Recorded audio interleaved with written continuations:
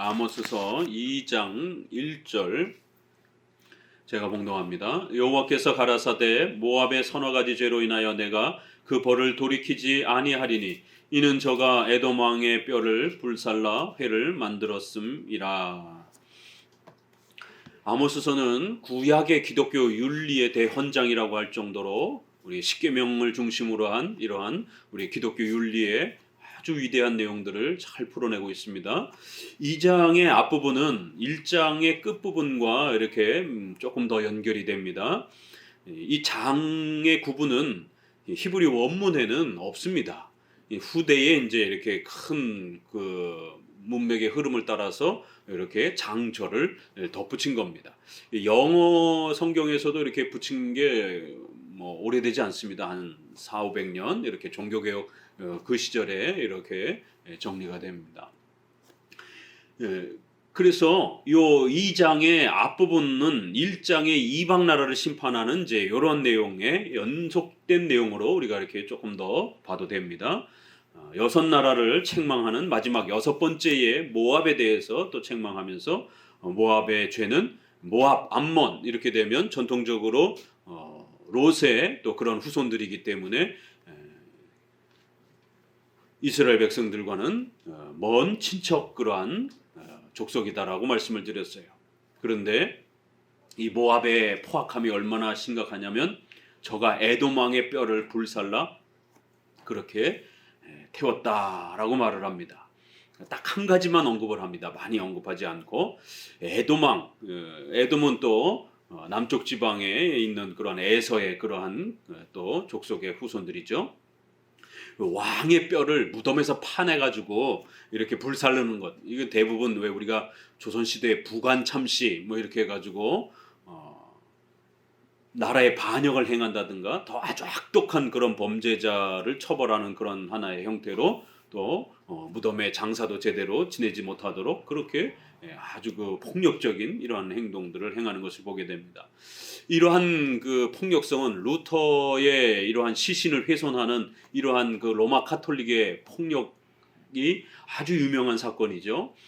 결국 루터의 그 시신을 파헤쳐가지고 결국 불태워버리면서 루터가 영원히 지옥에 떨어지라라고 이러면서 그 저주문을 선언한 로마 카톨릭의 이런 아주 포악스러운 행동이 종교개혁 역사에 아주 또 유명하기도 합니다.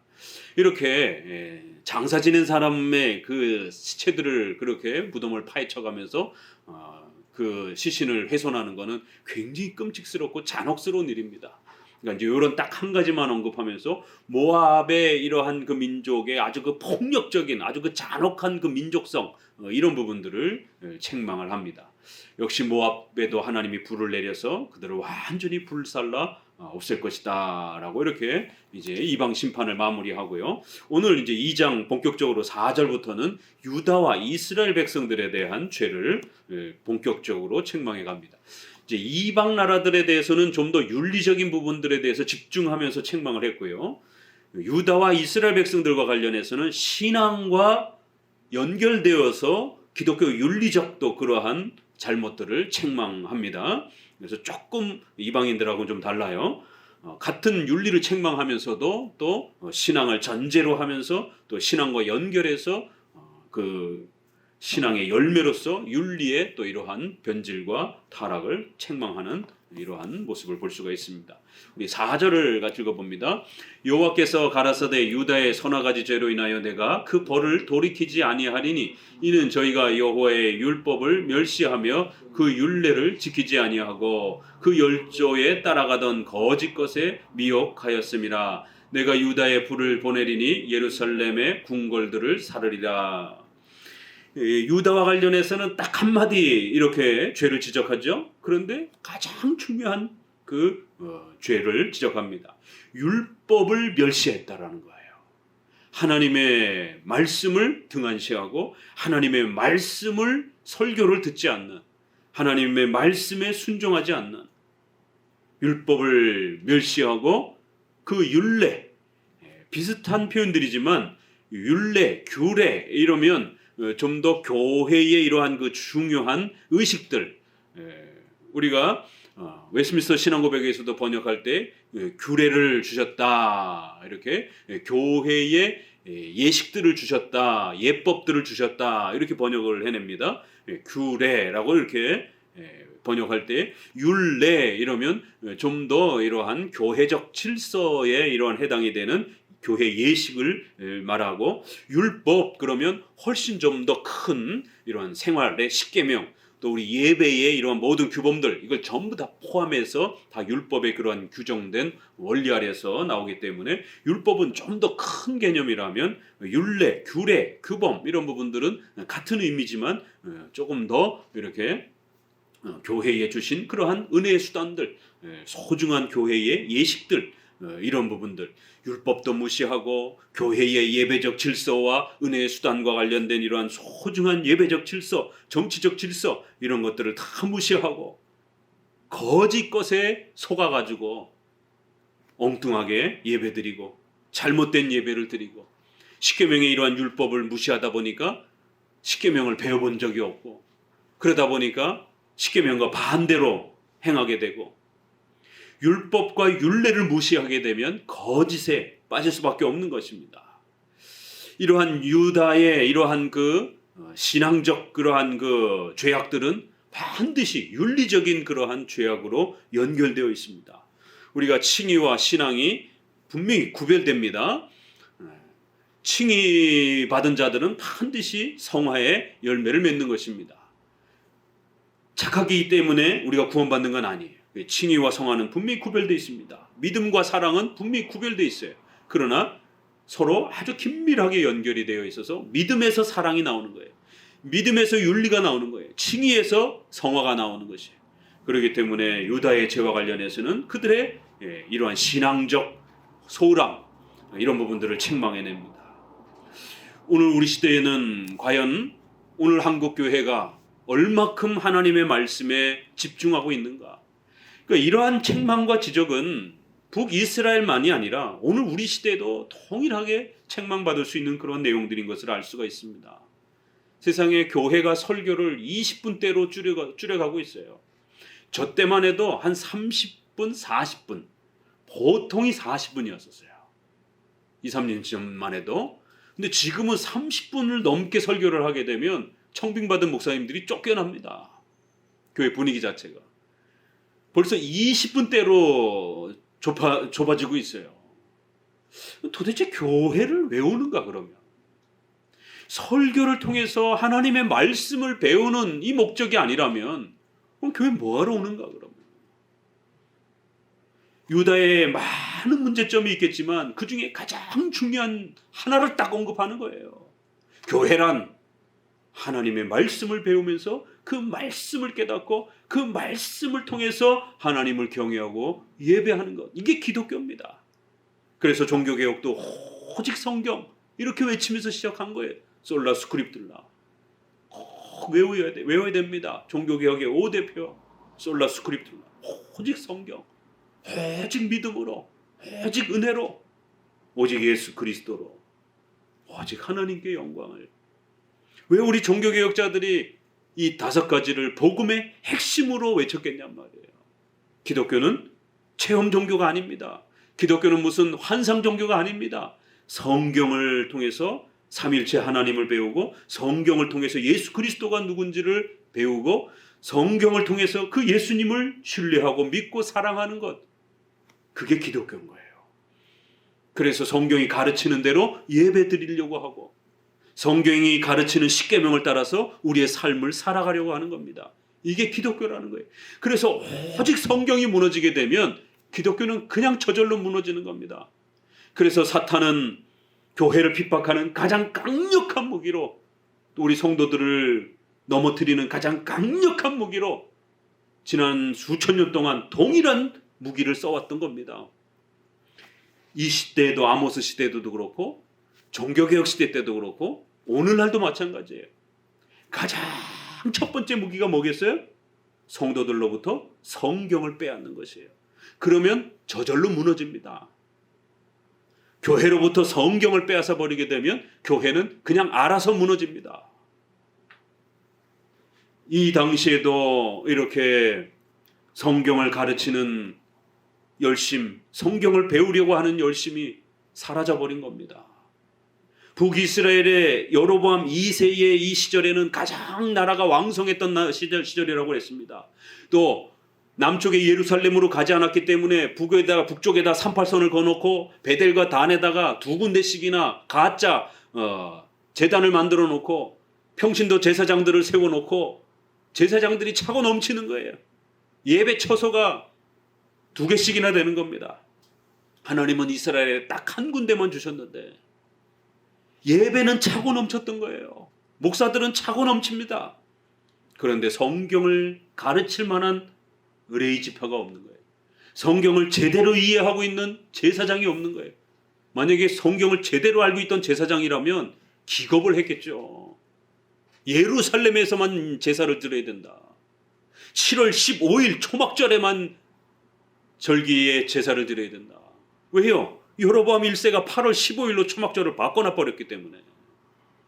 여로보암 1세의 네 가지 죄 뭐죠? 금송아지,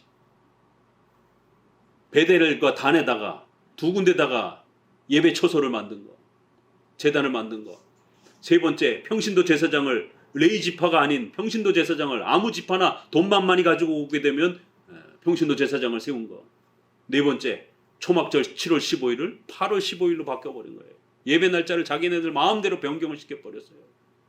이 네 가지 죄악이 계속 영향을 끼쳐서 오늘 아모스서 이제 후반부를 계속 보다 보게 되면 이 죄악들이 계속 지적이 됩니다. 목사들은 많고 예배도 많고 교회 처소도 많습니다. 그러나 성경을 제대로 가르치는 목회자가 없는 거예요.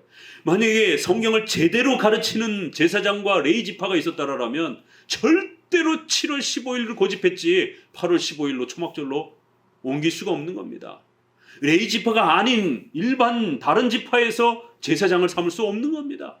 예루살렘이 아닌 다른 곳에서 절대로 예배드릴 수가 없는 거예요. 그래서 레위 지파들이 전부 다 피난을 갑니다. 남쪽으로. 이 여로보암 1세가 38선을 거놓고 백성들이 예루살렘으로 못 내려가도록 그렇게 국경선을 확 쳐버리니까 레위 지파들이 이제는 더 이상 예배를 제사를 집례할 수 없으니까 피난을 가면서 남쪽으로 내려옵니다. 이게 이제 열왕기서 역사에 보게 되면 나옵니다. 그러니까 성경을 제대로 하는 그러한 목사라면, 제사장이라면 여로보암 1세에 협조할 수가 없는 것이죠. 땅이 갈라지고 하늘에서 우박과 번개가 내려쳐서 하나님의 진노가 떨어지는데 여로보암 왕이 무섭겠습니까? 하나님이 무섭겠습니까? 하나님이 무서워서라도 절대로 예배를 함부로 변경할 수 없는 거예요. 그 예배 변경하다가 즉석에서 죽은 사람들이 얼마나 많습니까? 베레스 우사, 법궤가 이동하는데 덜컹하니까 손으로 법궤를 떨어지지 않게 하려고 만졌어요. 얼마나 의도가 선합니까? 그런데 하나님이 바로 죽여버린 겁니다. 어디 감히 법궤를 인간의 손으로 만지느냐고 함부로.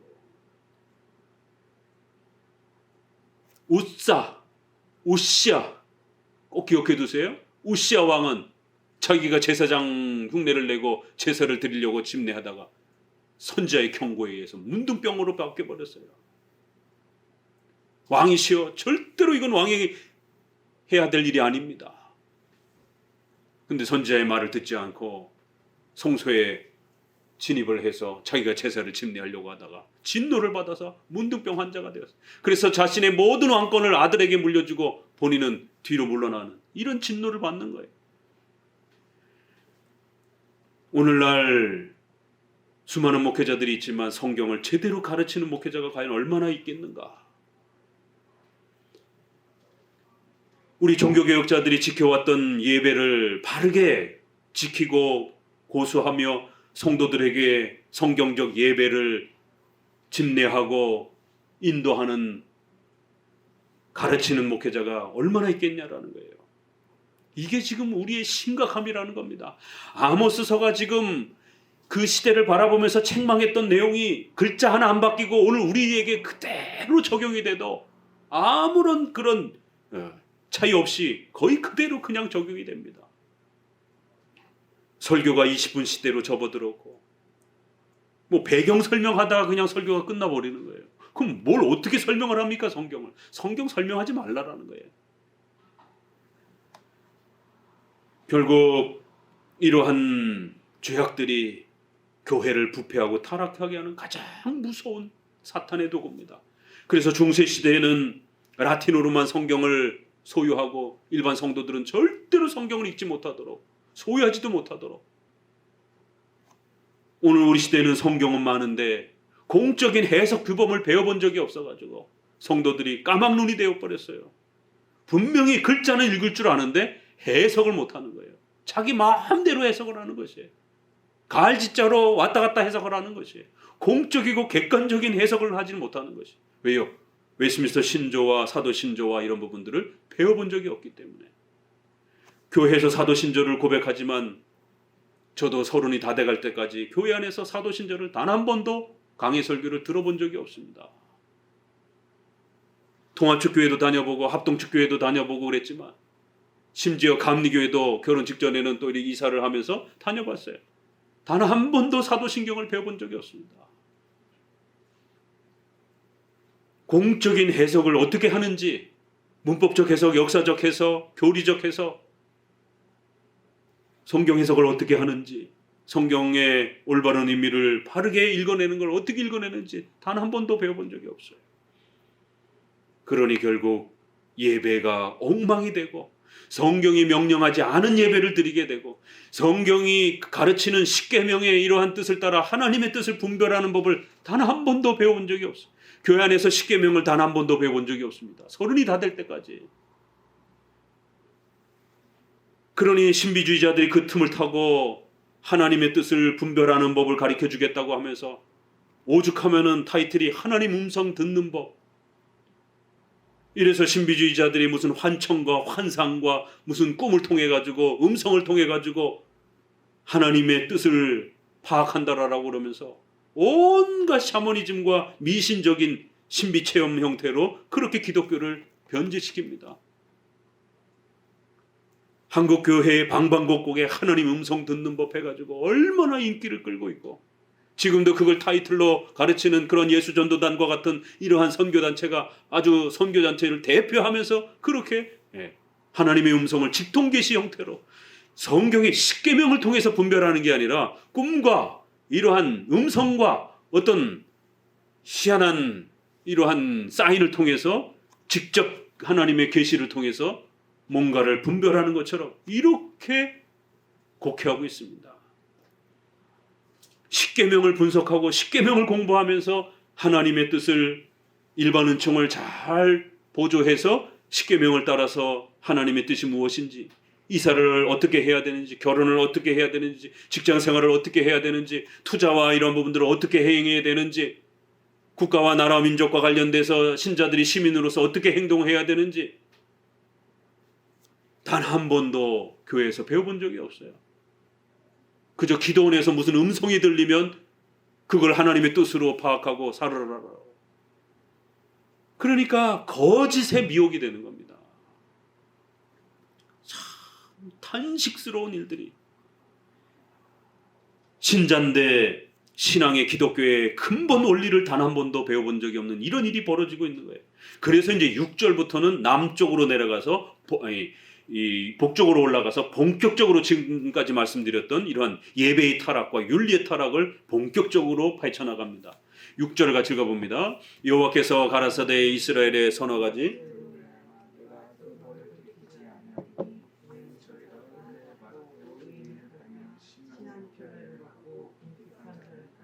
가난한 자의 머리에 있는 티끌을 탐내며 겸손한 자의 길을 굽게 하며 부자가 한 젊은 여인에게 다녀서 나의 거룩한 이름을 더럽히며 모든 단 옆에서 전당 잡은 옷 위에 누우며 저희 신의 전대에 벌금으로 얻은 포도주를 마심이니라.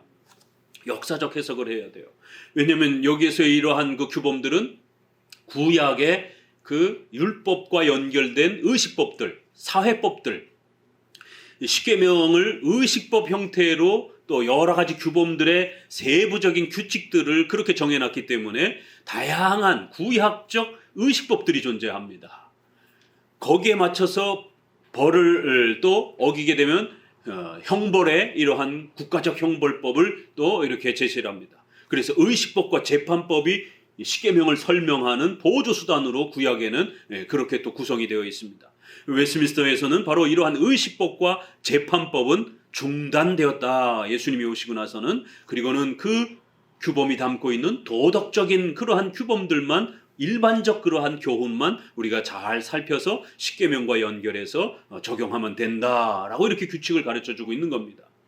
왜 우리가 역사적 해석을 해야 되느냐면 그런 의식법과 재판법이 여기에 같이 어우러져 있기 때문에 이걸 그대로 오늘 우리에게다 적용할 수는 없는 겁니다. 어떤 잘못을 했느냐면 북이스라엘은 은을 받고 돈을 받고 의인을 팔며 이 재판에서의 이러한 뇌물이 아주 팽배해 있는 거예요. 돈 받고 재판장들이 정직한 자를 죄인으로 그렇게 판결을 내리고 신 한 켤레를 받고 궁핍한 자를, 가난한 자들을 그렇게 노예로 팔아먹고 신 한 켤레라고 할 정도로 전 재산을 잃고 겨우 그 신 한 켤레 때문에 사람을 팔아먹냔 말이에요. 노예로 팔아먹느냔 말이에요. 신발값이 얼마나 하겠다고. 그런데도 그거를 봐주지 않고 신 한 켤레 값을 물어내라라고 하면서 결국 이스라엘의 자녀들을 잡아다가 노비로 삼고 그렇게 몸값으로 그렇게 빼앗아가고 가난한 자의 머리에 있는 티끌을 탐내며 얼마나 욕심과 이 돈독에 빠져 있는지 가난한 자의 이 머리에 있는 이 티끌, 이게 참 시적인 표현이잖아요. 이런 게 가난한 사람의 그 머리에 있는 티끌조차도 탐을 낸다라는 거예요. 이 악독한 자들이 세상에 신 한 컬레까지도 빼앗아서 이제 더 빼앗을 게 없으니까 가난한 자의 머리에 묻어있는 그 먼지 하나까지도 욕심을 내면서 탐을 내어 가난한 자들을 팔아먹고 그들의 생명을 위협하고 노예로 팔아먹고 그러는 것이에요. 겸손한 자의 길을 굽게 하며 정직하고 바르게 살아가려고 하는 사람들을 이렇게 재판 속에서 억울하게 만들고 아버지와 아들이 한 젊은 여인에게 그렇게 드나들면서 성적인 그러한 아주 타락과 부패함들이 일어나더라는 거예요. 이거는 이방인들 가운데도 그렇게 잘 일어나지 않는, 적어도 인간의 양심 속에서 살인하면 안 된다라는 것, 또 여러 여자를 거느리면 안 된다라는 것, 이런 게 이제 인간의 양심 속에 숨겨져 있는 거예요. 더더구나 왕은 또 여러 여자를 거느리기도 하고 그런다 쳐요. 그렇지만 아버지와 아들이 한 여자를 두고 쌈박질하고 그렇게 서로 차지하려고 성적인 그러한 이 욕망을 쏟아내고 이렇진 않는다라는 거죠. 이 기독교인들이 북쪽의 이 기독교인이라고 하는 이스라엘 백성들의 가정 안에 이러한 성적인 범죄들이 난잡하게 일어나는데도 이런 부분들을 규제하거나 권징하지 못하는 이런 심각함들. 8절에는 더 기가 막혀요. 모든 단 옆에서 전당 잡은 옷 위에 누우며, 우리가 신약에도 보게 되면 이스라엘 백성들의 문화 때문에 이 겉옷은, 가난한 자의 겉옷은 전당물로 이렇게 잡지 못하도록, 혹시라도 잡게 되면 반드시 저녁에는 돌려주도록, 왜냐하면 날씨가 기온이 떨어지기 때문에 가난한 사람들은 이 겉옷을 두루마기처럼 이렇게 사용하면서 이 통옷으로 이렇게 입기 때문에 저녁에는 이불 삼아 자는 것이에요. 그러면 그 겉옷을 빼앗아 버리게 되면 기온이 떨어져 얼어 죽을 수가 있단 말이에요. 그래서 마지막 생명을 보호하는 이 외투는 전당물로 잡지 못하게 하고, 혹시라도 잡았다 할지라도 아침에 잡으면 저녁에는 돌려주도록 최소한의 배려를 하도록 그렇게 명령하고 있습니다. 그런데 모든 단 옆에서 전당 잡은 그 보증으로 돈 못 갚았다고 해가지고는 겉옷까지 빼앗아 가지고 그 위에 눕는 거예요. 전당 잡은 옷 위에 누우며 저희 신의 전에서, 이거 우상 제사 드리는 거기를 말하는 거죠. 베델과 단이라든가 또 가나안의 신인 또 바알과 아세라 신을 섬기는 이러한 신전에 누워가지고 벌금으로 얻은 포도주, 그렇게 가난한 자들의 품에서 빼앗은 벌금이라고 하는 그런 명목으로 이렇게 또 불의한 재판을 통해서 빼앗은 그런 포도주를 가지고 사치스럽게 그 성전에서 노닥거리며 누워가지고 그렇게 즐기더라는 것이. 그 이제 요게 역사적 해석으로 들어가게 되면 왜 신전에서 이런 짓을 하는가 이러면 고린도 후서에 보면 성적인 얘기가 굉장히 많이 나오잖아요. 왜 그러냐면 고린도 지역에는 이 해안가 지역이기 때문에 우리가 배를 타고 가는 사람들은 지금도 그렇지만 미신적인 게 굉장히 많다고요. 그래서 그리스의 이러한 그 제우스 신, 비너스 신 뭐 이런 것처럼 그 신전에 남창과 여창이 있습니다. 여자 창녀, 남자 창남. 그래서 고대 근동에는 이 사제가 신의 오늘날 무당과 같이 이 신의 이러한 그 계시를 받는 거예요. 그 신당에 그 신전에 있는 남자나 여자 제사장들이 그러면 돈을 들고 가가지고 바치면서 이번 백길에 안전하겠는지 점을 쳐달라고 그러면서 제사장들에게 돈을 냅니다. 그러면 남자와 여자 이 사제들이 점을 봐주는 거예요. 그러면 계시가 임하잖아요. 그러면 그 계시를 이제 자기 것으로 삼으려면 어떻게 해야 되느냐면 몸을 섞어야 되는 거예요. 남자 사제들은 여자와 성적인 관계를 하고 여자 이러한 그 사제들은 남자와 성적인 관계를 하는 거예요. 고대 사회에는 이거를 밀교라고 그럽니다. 이 성적인 관계를 통해서 신의 계시가 우리에게 전달이 된다는 거예요. 왜 통일교에서 피가름 교리 그러잖아요. 이거를 변형한 거예요. 그래서 교주하고 하룻밤 자야 구원을 받고 신의 그 거룩함이 흘러간다라는 거예요. 그러면은 그 여자가 성적인 관계를 통해서 교주의 거룩함을 받아내면 그 정액을 통해서 피를 통해서 자기 몸속에 들어오게 되면 거룩해진다라는 거예요. 그러면 그 여성이 거룩해진 상태에서 자기 남편과 성관계를 하게 되면 그때서 이제 남편이 거룩해진다라는 거예요. 이게 피가름 교리입니다. 이러한 성관계를 통해서 구원이 되고 거룩함이 흘러간다라고. 이게 쇠뇌가 되니까 교주가 여성도들을 성폭행을 해도 그 성폭행이 아니라 자기를 구원시켜준다 그러는 거예요. 우리가 영화라든가 드라마에서 보게 되면 그런 교주들이 젊은 여성도들을 성폭행하는 이거를 아무렇지 않게 이 가스라이팅이라고 그러잖아요. 이게.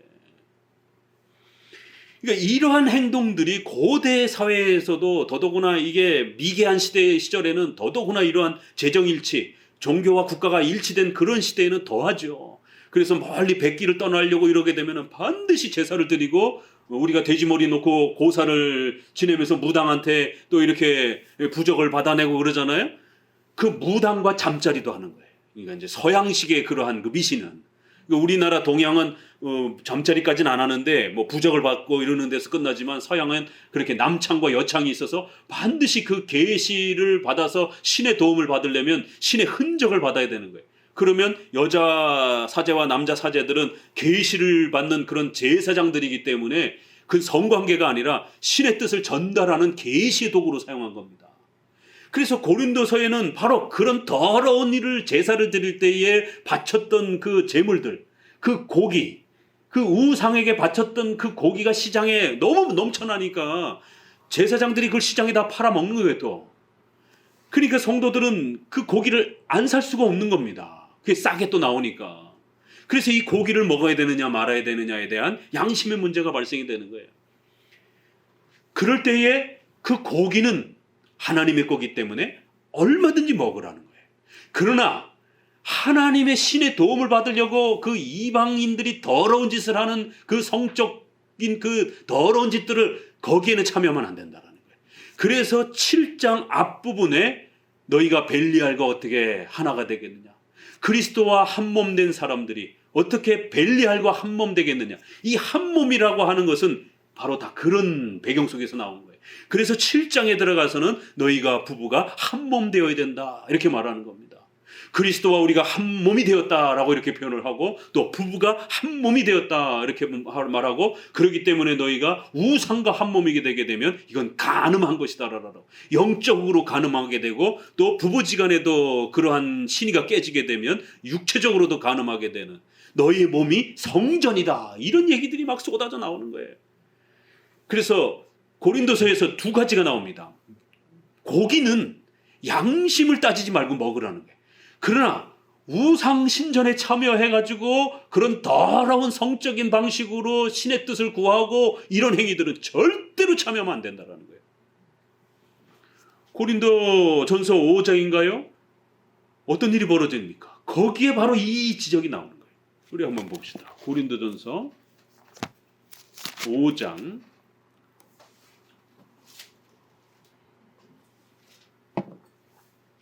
5장 1절, 고린도전서 5장 1절. 오늘 이런 성적인 범죄, 아버지와 아들이 한 여자를 두고 다투는 이러한 심각한 일들, 또 신당이나 신전에 가서 그렇게 성적인 미신적인 행위들을 하는 이런 행동. 자, 고린도서에서는 어떻게 나오냐면은 1절 읽어봅니다. 5장 1절. 너희 중에 심지어 음행이 있다 함을 들으니 이런 음행은 이방인 중에라도 없는 것이라. 누가 그 아비의 아내를 취하였다 하는도다. 이제 침모는 아닐 거예요. 그래서 이제 이것조차도요, 침모라고 해석하는 신약학자들이 있고, 이제 침모는 아니고 어머니가 죽고 재혼을 했는데 아버지가 죽는 거예요. 그러면 그 새엄마가 젊으면, 왜 우리가 중국이나 우리나라도 보게 되면 이제 이렇게 왕들이 노년에 이렇게 젊은 후궁을 들였을 때 아버지가 죽으면 이제 그 후궁이 너무 마음에 들면 이제 또 그 후궁을 취하려고 할 때 이게 막 조선시대에도 난리가 나잖아요. 뭐 그 중국에도 그 유명한 그 왕이 누구죠? 자기 아들을 결국 죽이고, 양귀비. 양귀비인가? 양귀비가 맞을 거예요. 한번 검색해 보세요.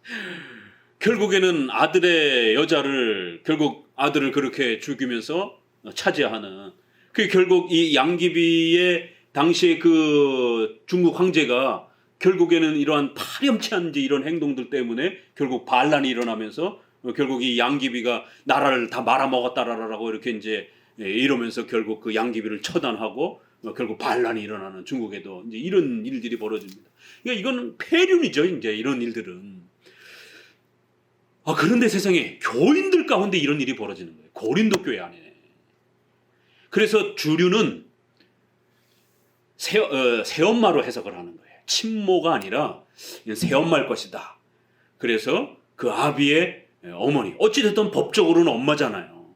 아내를 취하고, 그리하고도 너희가 오리어 교만하여져서 어찌하여 통한이 여기지 아니하고 그 일 행한 자를 너희 중에서 물리치지 아니하였느냐. 3절 같이 읽습니다. 내가 실로 몸으로는 떠나 있으나 영으로는 함께 있어서 거기 있는 것 같이 이 일 행한 자를 이미 판단하였노라. 주 예수의 이름으로 너희가 내 영과 함께 모여서 우리 주 예수 그리스도의 능력으로 이런 자를 사단에게 내어 주었으니 이는 육신은 멸하고 영은 주 예수의 날에 구원을 얻게 하려 함이라. 이러면서 이러한 자들은 속히 권징을 해서 교회로부터 쫓아내야 된다라는 거예요. 그러니까 고린도 교회가 윤리가 엉망이 된 거예요. 그런데 우리가 또 1000년을 뛰어넘어서 이 아모스서로도 가보니까 세상의 아모스서에도 또 아버지와 아들이 이렇게 한 여자를 두고 옥신각신하면서 성적 범죄가 일어나고, 또 제단에 올라가서 그렇게 가난한 자들 거를 빼앗은 걸 가지고 사치를 누리고, 그래서 이 7절과 8절을 연결해서 이 아버지와 아들이 한 여자에게 드나든다라는 게 어떤 마음에 들어가지고 혼인의 문제 때문에 이렇게 옥신각신하는 것이냐, 그렇게 해석할 수도 있는 것이에요. 그러니까 이제 고린도서처럼 새엄마를 탐내는 방식도 있는 거고, 또 아버지가 며느리를 탐내 가지고 또 그렇게 아들과 싸우는 이제 이런 일이 벌어지기도 하고요. 그렇지만 8절과 연결을 하게 되면 이거는 신전에서의 그러한 그 여자와 동침을 하는, 그래서 한 여자와 아버지도 가서 동침을 하고 아들도 가서 동침을 하고, 그렇게 또 문맥의 흐름에 따라서 이거는 신전의 여자 창녀와 그렇게 한 몸이 섞어지는 이러한 것을 묶어서 책망하는 이런 우상 숭배와 또 그런 성적 범죄에 대해서 묶어서 책망하는 걸로 또 해석하기도 합니다. 어느 쪽으로 해석하든 뭐 다 큰 범위 안에 있습니다. 이렇게 해서 결국 그 사제들, 여자 사제, 남자 사제들이 존재하고 그 각각의 사제들은 그렇게 성적인 행위를 통해서 계시를 전달해주는 이걸 남창, 여창이라고 그러는 것이에요. 기가 막힌 일이죠. 9절을 또 계속 읽어봅니다. 내가 아모리 사람을 저희 앞에서 멸하였나니 그 키는 백향목 높이와 같고 강하기는 상수리 나무 같으나 내가 그 위에 열매와 그 아래의 뿌리를 진멸하지 아니하였느니라. 내가 너희를 위해 애굽 땅에서 이끌어내어 40년 동안 광야에서 인도하고 아모리 사람의 땅을 너희로 차지하게 하였고 또 너희 아들 중에 선지자를 너희 청년 중에 나시르 사람을 일으켰나니 이스라엘 자손들아 과연 그렇지 아니하냐. 이는 여호와의 말씀이니라. 그러나 너희가 나시르 사람으로 포도주를 마시게 하며 또 선지자에게 명하여 예언하지 말라 하였느니라. 바로 이 죄를 지적하는 겁니다. 목사들을 싫어하고 바르게 설교하는 목사들을 싫어하고 또 강의 설교를 통해서 길게 설교하는 목회자들을 싫어하고 또 교리를 가르치는 목회자들을 머리 아프다라고 싫어하고 성경을 가르치는 이러한 선지자, 또 하나님 앞에서 나시린이라고 하는, 우리가 나시린 그러면 구약의 삼손이 유명하죠. 그래서 머리를 깎으면 안 됩니다. 포도주를 먹으면 안 되고 또 시체를 만지면 안 됩니다. 이 나시린이라고 하는 것은 하나의 서원 제도예요. 하나님 앞에 어떤 소원이라든가 하나님 앞에 바라는 게 있으면 일정 기간 동안 하나님 앞에 성결을 이렇게 더 엄숙한, 예를 들면 오늘날 작정기도처럼 자기 자신을 이렇게 좀 더 복종시키면서 근신하면서 강력하게 기도에 전념하려고 이렇게 음식을 줄여가면서까지 하나님의 도움을 요청하는, 이제 그런 것처럼 구약에는 그거를 율법으로 규정해서 너희가 하나님 앞에 어떤 소원이 있어서 이렇게 일정 기간 동안 하나님 앞에 헌신하면서 자신을 근신하면서 이렇게 하나님의 도움을 요청하는 이러한 의식을 행한다라면 세 가지를 반드시 지켜야 된다라는 거예요. 그 기간 동안에는 머리를 깎지 말고 뭔가를 자르고 이런다라는 것은 자기를 단정하는 것처럼, 이렇게 몸을 단장하는 것처럼 여겨지기 때문에 밥을 줄이고 이런 몸을 치장하는 데 신경 쓰지 말고 온 힘을 다해서 기도에 전념하라라고 하는 이제 그런 목적인 거죠. 그 다음에 포도주를 먹지 말고, 왜냐면 포도주는 이렇게 즐기는 거니까 진수성찬 같은 그런 부분들을 중단하고 음식을 줄이면서 오로지 기도에 전념하는 거예요. 또 이렇게 시체에 손대지 말고, 왜냐면 구약에는 이런 시체가 부정하다라고 하는 그런 중요한 의식으로 사용되어졌기 때문에 이런 시체에 가까이 가지 아니하고, 이런 우리의 생활 속에서 아주 조심하게 살면서 죄 짓지 않으려고 아주 부단히 애쓰면서 그 약속한 기간 동안에 나시린으로서 이렇게 사는 거예요. 여기는 나시르라고 이렇게 있고, 이제 개정판에는 나시린 이렇게 조금 그 발음되는 대로 이렇게 표현을 했습니다. 나시린, 나시르. 그런데 세상에 그렇게 헌신하려고 하는, 하나님의 말씀을 따라 자기를 돌보려고 하는 이러한 성도들을 우습게 여기고 조롱하고 망가뜨리고, 선지자 또 청년 중에 나시린을 하나님께서 이렇게 세워주면서 기도 응답을 해주시고 또 계시를 주시고 그랬는데 나시린으로 포도주를 마시게 하고, 얼마나 이 얄미운 짓입니까? 야, 뭘 그렇게 엄격하게 해? 뭘 그렇게 딱딱하게 해? 야, 좀 먹어가면서 해. 아니, 왜 나시린한테 포도주를 먹이냔 말이에요. 이게 얼마나 비열한 짓이냔 말이에요. 종교적으로 하나님 앞에 더 근신하고 하나님 앞에 더 매진하기 위해서 이렇게 온 힘을 다하고 있는 사람 앞에다 대고 포도주를 다 갖다 놓고는 먹어봐 이러면서 유혹하고 있는 거예요. 이런 못된 짓을 하는 거예요. 그리고 선지자를 향하여 예언하지 말라라는 거예요. 아예 듣기 싫다라는 거예요. 그냥 복 받는다, 잘 된다, 하나님이 도와주신다, 아무 일 없을 것이다, 이런 좋은 설교만 해달라라는 거예요. 책망하고 훈계하고 십계명에 어긋나는 것에 대해서 지적하고 권징이 이러한 책망으로 야단치고 이런 설교하지 말라라는 거예요. 교리를 가르치는 이런 딱딱한 설교, 교리 설교하지 말라라는 거예요. 좀 쉬웠고 재미나고 깔깔대고 막 웃는 이런 얘기나 해달라라는 거예요. 그리고 짧게. 그것도 길면 더 듣기 싫다라는 거예요. 야, 어떻게 하나님이 주신 이 소중한 예배들을 우리를 살려주시기 위해서 하나님이 이러한 소중한 율법과 규례와 율례들을 만들어 주신 겁니다. 이스라엘에게만 만들어 준 거예요. 오직 이스라엘에게만 만들어 준 겁니다. 그런데 그걸 가지고 예루살렘 성전에 가서 예배드려야 되는데 그거를 악용해서 바알신, 아세라신 거기 가가지고 여자와 남자 창녀들하고 몸을 섞으면서 그런 더러운 성적 범죄들을 아무렇지도 않게 행하면서 그러면서 거기서 하나님 이름을 부르는 거예요. 그러니까 완전히 기독교와 이방 종교가 짬뽕이 돼가지고 그리고는 책망하는 선지자들을 듣기 싫다라고 설교하지 말라라고 쫓아내고 오늘 우리 시대나 이 시대나 뭐가 다르냐 말이에요. 교리 가르치는 이러한 조직신학자는 설교 못한다. 조직신학자는 목회 못한다. 조직신학자는 너무 딱딱하다. 학교에서 배운 이런 신학적인 지식은 목회 현장에서는 다 버려야 된다. 교리 가지고는 목회 안 된다. 이런 말들이 버젓이 일어나고 있는 거예요.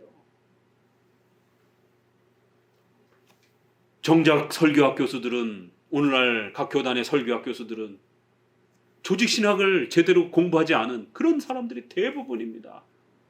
조직신학이라고 하는 이 가장 중요한 성경의 핵심 교리를 정립하지 않고 어떻게 설교를 논할 수가 있냔 말이에요. 히브리어 헬라어를 모르는 설교학 교수들이 수두룩합니다. 도대체 뭘 어떻게 설교를 할 거냔 말이에요. 히브리어 헬라어 잘해도요 엉망진창으로 해석할 수 있습니다. 왜요? 그 히브리어 헬라어를 자기 마음대로 막 주물럭거리면 공적인 해석 규범 아래에서 일관성 있게 함께 해석하지 아니하면 엉뚱한 길로 빠지는 거예요. 알미니우스 목사 또 초대 교회의 수많은 그런 이단들이 히브리어 헬라어 몰랐을 것 같아요? 히브리어 헬라어 잘했던 사람들입니다. 그 시대에 다 석학들이에요. 오늘날 기장이나 장신대에 이런 우리가 자유주의 신학교라고 하는 이러한 내 신학 교수들도 히브리 헬라어 잘합니다. 근데도 예수 그리스도에 대해서 믿음의 원리에 대해서 엉뚱한 소리 하잖아요. 세계적인 석학이라고 그러는 김세윤 박사도 히브리 헬라어 잘합니다. 세계가 인정하는 그러한 학자라고 학문적인 분야에서는 학문성을 갖고 있으니까. 그런데 칭의가 취소된다라고 그러면서 예수님의 신성을 위협하고 예수님의 인성만 지나치게 강조하면서 세관점 학파라고 하는 이러한 벌써 서양에서는 이단이라라고 정죄한 이러한 아주 비성경적인 그러한 분파라라고 벌써 이미 미국도 그렇고 보수 장로교회라든가 이런 데서 다 이미 정죄한 이런 세관점 학파에 속해가지고 새로운 로마서를 소개하고 있는 거예요. 그들이 히브리 헬라어 못하지 않습니다. 공적인 교리적 해석이 뭔지 문법적 해석은 히브리어 헬라어를 잘 원문으로 들여다봐야 되는 거예요. 역사적 해석, 신구약 전체를 능수능란하게 꿰뚫어 보셔야 되는 거예요. 그리고는 교리적 해석, 지난 2000년 동안 지켜왔던 7대 교리를 정확하게 이해할 수 있어야 되는 겁니다. 이러한 성경 해석에 기초가 따르지 않다 보니까 자기 마음대로 해석을 하고 그러다 보니까 마음대로 예배가 되는 거예요. 마음대로 생활을 이게 하나님의 뜻이다라고 동성애와 차별금지법이 하나님의 뜻이다라고 외치는 이러한 심각한 목회자와 신학자들이 난무한 시대에 우리가 살아가고 있잖아요. 이번에 통합 측에서 나온 총회 결의문을 보니까 그 통합 측인가요? 동성애 문제에 대해서 계속 허니가 올라오니까 동성애와 이런 부분들은 아주 절묘하고 교묘하게 말을 이렇게 만들어내면서 문제는 있긴 있지만 그렇다고 해서 그거를 주장하는 사람들에 대해서 우리가 이단시하거나 정죄시해서는 안 된다 뭐 이러면서 그들의 입장을 우리가 충분히 고려하고 뭐 배려해야 된다 뭐 이러면서 기독교인과 또 그러한 소수자들이 함께 갈 수 있는 길들을 모색해 봐야 된다. 야, 마지막 남았던 그 통합 측의 양심이 점점 더 예수 그리스도를 부정하는 쪽으로 자유주의 형태의 기독교로 변질돼 가는 거예요. 우리의 선생님인 메이체는 기독교와 자유주의에서 자유주의는 기독교가 아니라라고. 그건 철학이라라고. 기독교를 하나의 철학으로 생각한다라는 거예요. 기독교가 아니라는 겁니다. 기독교 옷을 입고 있지만 기독교가 아니라라고 이런 아주 정의를 명확하게 내립니다. 성경을 모르니까 우리의 이러한 종교개혁자들이 일으켰던 강해 설교, 목회자들이 강해 설교를 할 실력을 못 갖추고 있는 거예요. 시편 찬송, 그 누구도 제대로 시편 찬송을 부르려고 하지도 않고 배우려고 애를 쓰지도 않고 그저 CCM이라든가 이러한 쪽의 가락의 멜로디의 즐거움에 빠져서 전통적으로 불러왔던 시편 찬송을 회복하려고 하지도 않습니다. 관심도 갖지도 않습니다. 왜 우리의 종교개혁자들은 목숨을 걸고 시편 찬송을 그렇게 개혁을 했는지 아무도 몰라요. 칼빈이 제네바로 다시 초청을 했을 때 돌아가는 조건으로 시편 찬송을 부를 수 있게 해달라고 한 4가지 정도 요청을 했습니다. 교리문답 가르칠 수 있게 해달라. 시편 찬송 부를 수 있게 해달라. 이거 허락 안 하면 안 돌아가겠다는 거예요. 왜 우리 종교개혁자들이 목숨을 걸고 강해 설교와 또 교리문답과 이런 시편 찬송을 부르려고 이런 예배의 규범들을 회복해 주려고 애를 썼냔 말이에요. 장로 정치를 개혁하는 곳마다 그렇게 노회와 총회를 만들어서 장로 정치를 구축하려고 애를 썼느냐 말이에요. 그렇게 목숨 걸고 회복해 준 게 500년 지나고 나선 다 사라져 버렸어요. 성찬도 같은 동료인 루터와 쯔빙글리가 그토록 이신칭에 있어서는 일치를 이뤘지만 성찬에 있어서 끝끝내 합의를 하지 못해서 결국 교파가 달라지는 루터파와 개혁파가 구별이 되어지는, 도대체 성찬이 뭐길래? 그만큼 성찬은 우리 기독교의 열매요, 종교개혁의 꽃이었기 때문에 그래요. 그게 무너지면 나머지도 우르르 무너지기 때문에. 아니나 다를까 루터가 죽자 루터파들은 급속히 로마 가톨릭으로 돌아가 버렸어요. 왜 우리 장로교는 규정적 원리, 규정적 원리가 뭐예요? 생전 처음 들어봤는데 이런 일이 벌어지는 거예요. 아무도 규정적 원리가 뭔지 이해를 못해요. 처음 들어봤다고 그래요. 장로 정치, 노회 총회를 통해서 이루어지는 장로회 정치가, 장로회 정치를 이해하려면 반드시 유스 디비눔이라고 하는 교회법을 존중해야 됩니다. 교회법을 존중하지 않으면 큰 교회가 다 집어삼키는 거예요. 감독교회가 되는 겁니다. 아무리 장로교회를 할지라도 큰 교회가 다 지배해버리는 거예요. 유스 디비눔이라고 하는 신적인 권위로 고백하면서 장로들의 그 회에서 만들어진 그 결정, 그거를 하나님의 법으로서 서로가 존중하는 겁니다. 그리고 하나님께서는 어느 한 개인에게만 말씀하시는 게 아니라 그렇게 장로들에게 이 하나님의 말씀을 성령의 조명에 의해서 그렇게 깨달을 수 있도록 인도하신다라는 거예요. 그래서 각각의 목회자와 장로들은 하나님 앞에 그 양심의 자유를 가지고 자기의 의견을 한 표를 가지고 제시하는 겁니다. 그러면 그 표들이 모아져서 3분의 2가 결정이 되면 그것이 하나님의 법으로서의 모든 산하 교회들을 지배한다라는 거예요. 그래서 그게 교회법인 겁니다. 하나님의 법으로서의 권한을 갖는다라는 거예요. 왜요? 하나님은 성경을 오늘 우리 시대에다가 깨우쳐주고 적용시켜줄 때 반드시 교회 지도자들의 그 양심적 해석을 사용하신다라는 거예요. 그들의 양심 한 사람 한 사람의 고백을 사용하셔서 그렇게 다수결의 의견의 결정을 가지고 그 장로들이 양심적으로 하나님 앞에서 해석한 그 양심의 고백을 모아서 그것이 다수결을 차지하면 그걸 하나님의 세부적인 그 시대의 성도들에게 전해줘야 될 세부적 규칙으로서 그렇게 교회법으로서의 권한을 갖는다는 겁니다. 이 유스 디비눔을 존중하지 않으면 우리 몇 시에 예배 드릴 겁니까? 성경 어디에도 없는데 이거 누가 결정할 거냔 말이에요. 목사 몇 년 훈련시킬 겁니까? 성경 어디에도 없어요. 장로들 몇 년 훈련시키고 장로 줘야 됩니까? 성경 어디에도 없어요. 우리 청년들 결혼식을 해야 되는데 결혼식 어떻게 해야 됩니까? 성경 어디에도 없어요. 결혼식 전에 어떻게 해야 됩니까? 얼마큼 훈련시켜야 됩니까?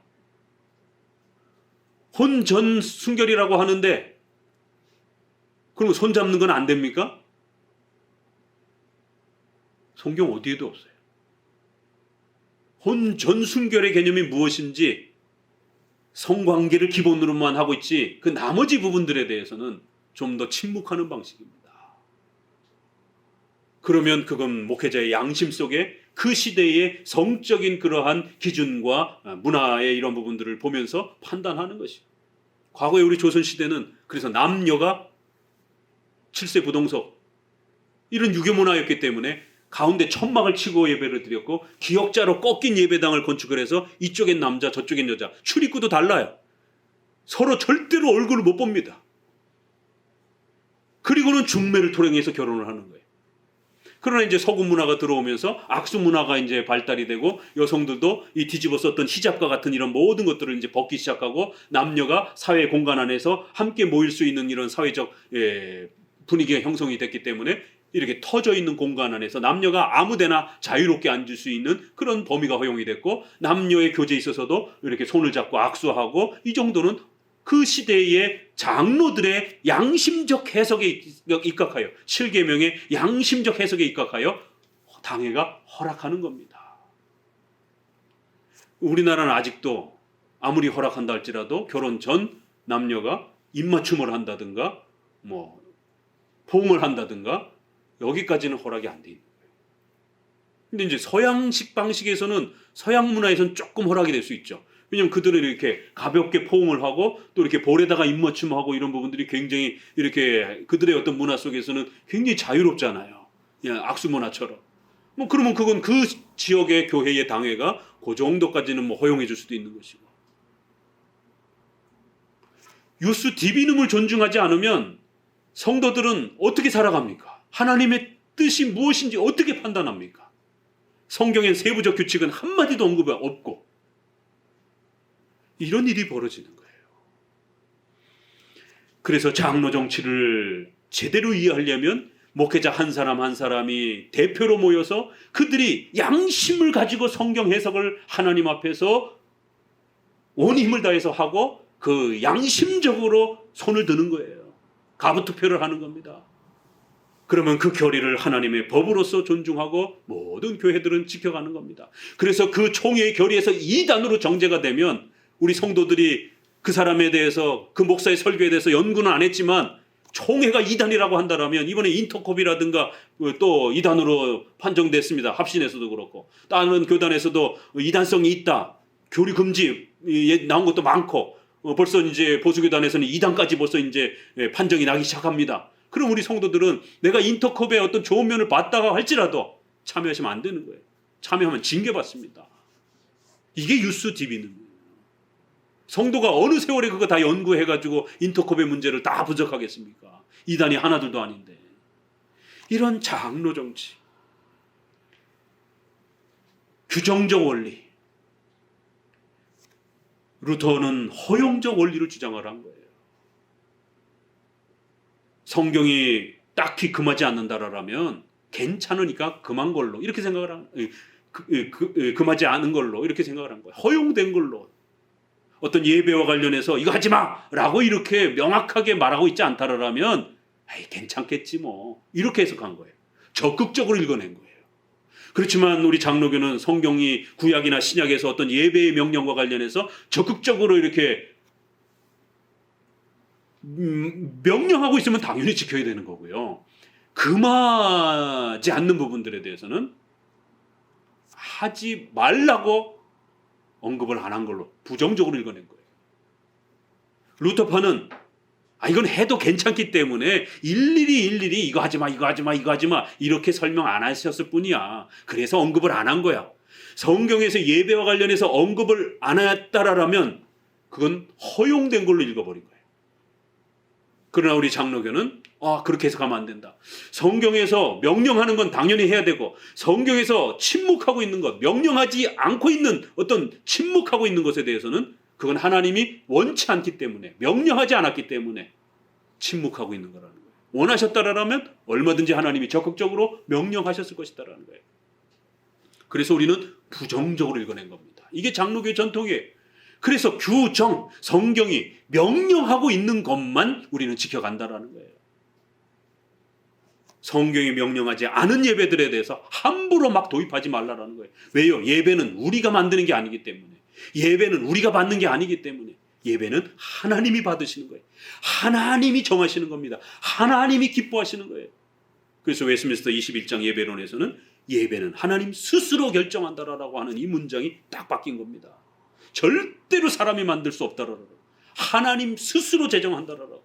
그래서 우리가 그걸 제정원리, 규정원리라 이렇게 표현하는 거예요. 성경이 규정하고 있다라는 거예요. 하나님이 명령하고 있다라는 거예요. 하나님이 제정하고 있다라는 거예요. 하나님께서 예배를 제한하셨다라는 거예요. 그래서 제한원리, 규정원리 이렇게 표현하는 겁니다. 규정적 예배 원리 꼭 명심하셔야 됩니다. 예배 시간도 정해져 있어요. 주일 성수. 아무 때나 공적인 예배를 이렇게 막 만드는 게 아닙니다. 예배 시간도 정해져 있고 예배의 요소들도 정해져 있는 겁니다. 그리고 축도까지 끝나야 공적인 예배가 끝나는 거예요. 이러한 규정, 제한된 하나님이 명령하시는 그러한 예배에 집중해야 된다는 거예요. 왜요? 구약이 그걸 명하고 있기 때문에. 이스라엘 백성들이 바로 그거를 어긴 겁니다. 자, 이제 마지막으로 우리가 정리하면서 어디를 읽어보시느냐면 열왕기 상 12장 25절 읽어봅니다. 열왕기상 12장 25절. 여로보암 1세가 이 예배를 망가뜨렸던 이 죄악에 대해서 계속 앞으로 이제 언급이 되니까 다시 한번 또 봅시다. 여로보암 1세가 어떤 예배적 죄를 범했는가? 이게 여로보암 2세 때까지 영향을 끼치고 있는 거예요. 그 예배가 타락하니까 지금까지 언급했던 이런 엄청난 윤리적 타락이 쫓아오는 거예요. 25절부터 읽습니다. 여로보암이 에브라임 산지에 세겜을 건축하고 거기서 살며 또 거기서 나가서 분회를 건축하고 그 마음에 스스로 이르기를 나라가 이제 다윗의 집으로 돌아가리로다. 만일 이 백성이 예루살렘에 있는 여호와의 전에 제사를 드리고자 하여 올라가면 이 백성의 마음이 유다 왕된 그 주 르호보암에게로 돌아가서 나를 죽이고 유다 왕 르호보암에게로 돌아가리라 하고 이에 계획하고 두 금송아지를 만들고 무리에게 말하기를 너희가 다시는 예루살렘에 올라갈 것이 없도다. 이스라엘아 이는 너희를 애굽 땅에서 인도해 올린 너희 신이라 하고 하나는 베델에 두고 하나는 단에 둔지라. 이 일이 죄가 되었으니 이는 백성들이 단까지 가서 그 하나에게 숭배하였더라. 저가 또 산당들을 짓고 레위 자손이 아닌 보통 백성으로 제사장을 삼고 8월 곧 그달 15일로 절기를 정하여 유다의 절기와 비슷하게 하고 단에 올라가되 베델에서 그와 같이 행하여 그 만든 송아지에게 제사를 드렸으며 그 지은 산당의 제사장은 베델에서 세웠더라. 비슷하게 예배 드리는 거예요. 비슷하게 만드는 것이에요. 오늘날 한국교회 예배가 왜 문제가 됩니까? 성경적 예배와 비스무리하게 이렇게 만들어 놓은 거예요. 그러나 성경적 예배는 아니에요. 우리 종교개혁자들이 회복했던 강해설교, 교리문답, 시편 찬송, 장로 정치, 성찬 아닙니다. 여기에 심각함이 있는 거예요. 가장 성경적인 것이다라고 하면서 로마 카톨릭의 미사는 우상숭배라고 하면서 제거해줬고 성경적 예배를 회복시켜줬습니다. 그런데 조상들이 회복해준 성경적 예배 원리를 다 잊어버리고 로마 카톨릭이 했던 것처럼 시각적 예배로 다시 돌아가 버린 거예요. 금송아지, 시각적 예배, 단과 베델의 이러한 편리성을 목적으로 자기들이 그렇게 예배를 만들어내는 것이, 온갖 예배 형태들이 만들어집니다. 신학 훈련을 받지 않은 일반 무자격자를 목사로 세우는 것이에요. 신학교의 타락, 예배의 변경. 결국 이런 문제들이 오늘 아모스서에서 다시 한번 율법과 율례를 무시하고 바른 선지자를 예언하지 말라라고 쫓아내고, 나시린으로서 하나님 앞에 자신을 돌아보면서 더 예배에 전념하고 신앙에 전념하려고 하는 사람들을 그렇게 유혹해서 넘어지게 만들고, 이러한 신앙의 폭력과 부패와 이러한 타락이 결국 북이스라엘의 삶이 망가지는 절대적 원인이 되었다는 거예요. 13절부터 이제 마무리를 해갑니다. 같이 읽어봅니다. 13절.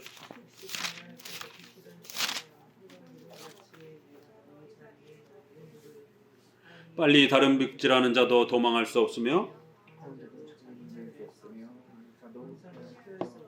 발이 빠른 자도 피할 수 없으며 말 타는 자도 피할 수 없고 용사 중에 굳센 자는 다 그날에 벌거벗고야 도망하리라. 이는 여호와의 말씀이니라. 수레가 흙을 누름과 같이 하나님이 그들을 완전히 눌러버릴 것이다. 절대로 도망 못 가게. 수레가 흙에 빠져서 옴짝달싹도 못하도록 하나님이 이스라엘 백성들을 온갖 전쟁과 짐을, 재앙의 진노를 쏟아서 그들이 꼼짝달싹 못하도록 그렇게 눌러버릴 것이다라는 거예요. 그래야 군인들도 젊은 자도 단 한 사람도 도망가지 못하고 그날에는 벌거벗고 그렇게 도망을 가야 하는 그런 수치스럽고 위험한 재앙과 진노가 닥칠 것이다라는 거예요. 결국 722년에, 지금 이게 750년 전으로 예언이 되고 있는 겁니다. 30년 뒤에 이야기를 하고 있는 거예요. 722년에 결국 아시리아에 의해서 이 예언이 그대로 성취가 됩니다. 자, 오늘은 이제 2장 유다와 이스라엘의 이러한 그 죄악은 특별히 그들의 신앙과 아주 밀접하게 연결되어 있어서 성경을 등한시하고 성경을 무시하고 또 성경을 가르치는 이러한 목회자와 선지자들을 무시하고 종교적 이러한 성경적 예배 질서들을 파괴하고 변경하고 변질시키는 이러한 방식으로 신앙이 무너질 때 결국에는 성적인 이러한 아주 더러움들과 또 가난한 자의 머리에 티끌까지 탐을 내는 이런 악한 아주 욕망들이 차고 넘치는 이런 부패들이 결국 사회적 부패가 또 따라오게 되는 이런 기독교 윤리의 타락은 반드시 신앙의 타락과 맞물려 있다라고 하는 이러한 또 중요한 원리를 다시 한번 깨우치면서 오늘 우리 시대에도 한국 교회의 이러한 윤리적 타락을 우리는 아파하면서 바로 그 원인은 우리의 이러한 신앙과 예배와 교회 정치의 타락이라고 하는 것을 꼭 명심하셔서 우리 선조들이 회복시켜줬던 이러한 소중한 성경적 예배, 성경적 정치 원리 이런 부분들을 더욱 잘 지켜가시기를 주의 말씀으로 권면을 드립니다.